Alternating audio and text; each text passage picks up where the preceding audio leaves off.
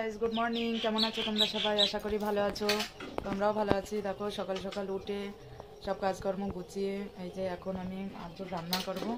তো প্রতিদিনের মতো ওই কাজে আবার বসবো, তো তোমরা দেখতে থাকো। তো উঠে কি করছে, ব্রাশ ট্রাশ করে এখন হাঁড়ি ঘটি বাটি নিয়ে খেলা করছে, আর ওর জন্য এখন যাবো রান্না করতে। গোটাটা রান্না করে খাইয়ে তারপরে অন্য কাজ।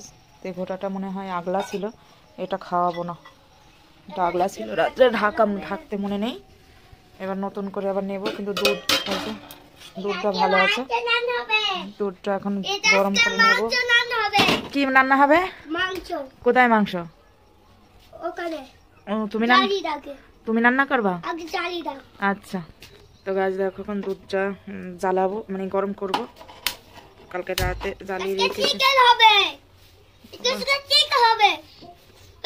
হ্যাঁ দেখো গ্যাসটা ধরাতে ক্যামেরা করছি, ওই জন্য গ্যাসটা উঠে কেমন একটা আলো হয়ে গেছে। আর তুই কি ফেললি? হ্যাঁ, তো থালা ঘটি বাটি এখানে রাখ, তুই এখানে রাখ, ওগুলোই নষ্ট করিস না, এখানে রাখ। থালা ঘটি বাটি নিয়ে কি খেলা মেয়ে মানুষের মতো? তো গাছ দেখো এমনি কেমন করে হচ্ছে কি আগুনটা জ্বলে গেল, তো দেখতেই পেলে। তো দেখো এবার দুধটা গরম করে, আসলে তো গ্যাসের সাথে বসে বসে ফোন করা ভালো না, তো আমিও বুঝতে পারিনি, ওই কারণে হলো ওইভাবে। দুধ গরম হয়ে গেল, এবার নামিয়ে রাখবো। তো খাই দেয়, তোমাদের সাথে কথা বলছি, চলো। দেখো মানিকের খাইয়ে এবার হচ্ছে গিয়ে তোমার ভাতটা বসিয়ে দিলাম। দেখো কারণ আমি সেই মালা নিয়ে বসবো, তো বসতে বসতে উঠতে পারবো না, ওই কারণে।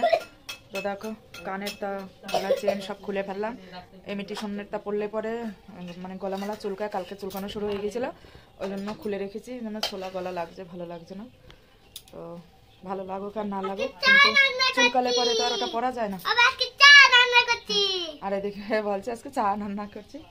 তো ভাতটা বসিয়ে দিয়েছি, এবার তোমরা দেখতে থাকো, আর অনেক কিছু করবো। তো আজকে সারাদিনকার ব্লগটা দেখো। দেখো থালা ঘটি বাটি নিয়ে বলছে আমি চা রান্না করছি। এখানে আমি বসবো না মালা গাঁথতে, সরো তুমি, সরো না, এ দেখাবো, আগে মালা নিয়ে আসি, এখানে দেখাবো। চলো ওটো, আমি পাটি পারি ওইদিকে না, এইদিকে উঠে বসো, দেখেছো? চিচি করতে হবে না, ওটো। দেখো এখানে বেঁধে রেখেছি এই যে মালাটা, রাতে অল্প করেছিলাম, এই যে এখন করব, তো দেখতে থাকো।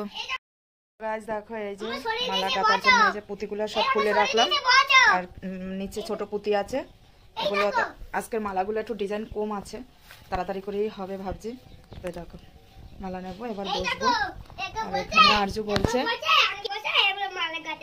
তো আমাকে দেখাচ্ছে, দেখো এখানে বসে এভাবে করে আমি পাটি পেরে দিয়েছি, এইভাবে করে মালা গাঁথো। তো দেখো আমাকে পাটি পেরে দিয়েছে, বলছে এইভাবে করে মালা গাঁথো।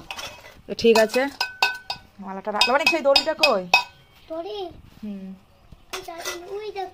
তো গাইস দেখতে থাকো। আচ্ছা আচ্ছা। তো গাইস দেখো এই যে এখানে দড়িটা এইভাবে করে সুতলিটা বেঁধে নিলাম, এই যে এইভাবে করে গ্রিলের সঙ্গে সুতলিটা বেঁধে নিলাম। এবার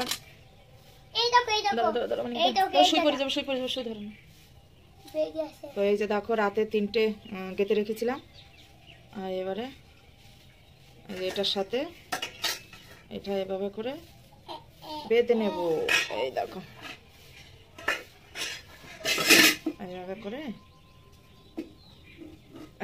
বেঁধে নেব।